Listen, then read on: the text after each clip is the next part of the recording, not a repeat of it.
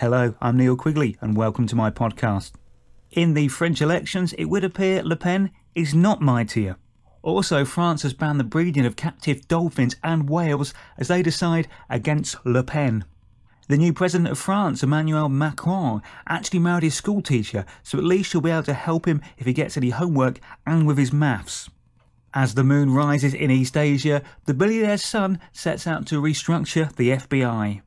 Labour pledged there will be no tax rises for 95% of workers, protecting those earning under £80,000, which is conveniently just above the average wage of an MP. What a coincidence. I mean, that is handy.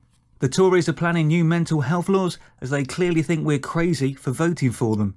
Jeremy Corbyn and Labour have got themselves a bus with a slogan on the side, ready for the election, but sensibly they've not put any money allocation promises on it, although it does appear to be a slight reworking of a Winston Churchill quote, "For the many, not the few." The CPS have decided that the Conservatives will not face charges over expenses rules for their battle bus during the last general election campaign. They have discovered that fuel prices really were that high under that government. There was a leak at Labour HQ as their draft manifesto was released early. There were no leaks at Tory HQ thanks to all those Polish plumbers that they've let into the country.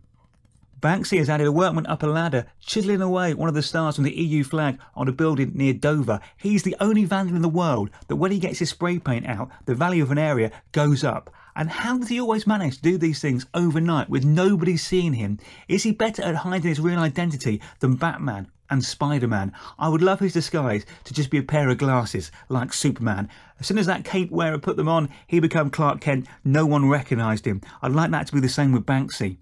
It now looks like that Banksy mural making a statement about us leaving the EU will be demolished as part of a regeneration project. Ironically. The Sunday Times rich list came out this week. Sir James Dyson is now worth £7.8 billion as his company just continues to hoover up profits. I mean, it must really suck to be him. As Disney sees increased profits this quarter, more companies are now interested in trying to run a Mickey Mouse outfit. Vodafone are to close their paging business after suddenly remembering it's not the 90s anymore. Noel Edmonds is seeking compensation from a big banking company. He's trying to get a deal or no deal. I bet he now wishes he was not so sarcastic to his personal banker on that red bat phone. Olympic diver Tom Daley has married his partner Dustin Lance Black. He was a bit unsure about taking on such a big commitment, but in the end he just decided to take the plunge.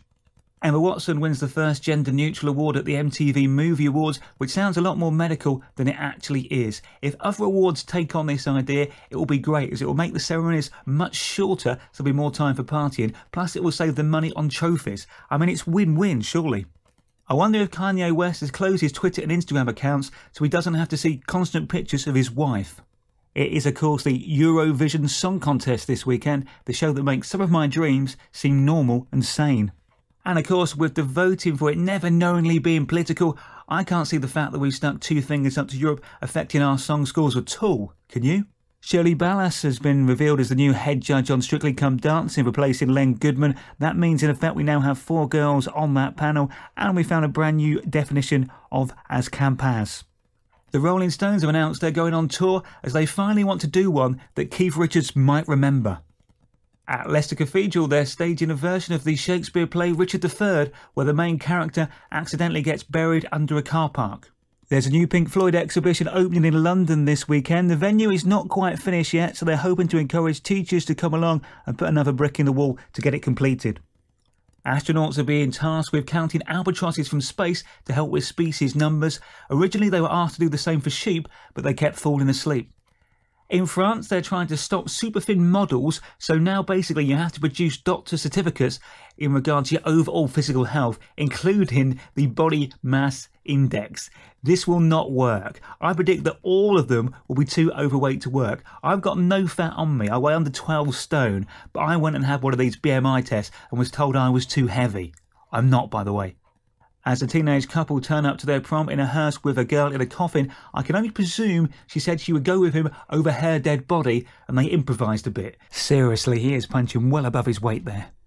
As a 13-year-old girl from Doncaster becomes a darts sensation, who says children are shunning sports? And yes, darts is a sport. Isn't that right, Davy Thompson? That's it for this week's podcast. Thank you very much for listening. Have a fantastic 7 days. I'll see you next week.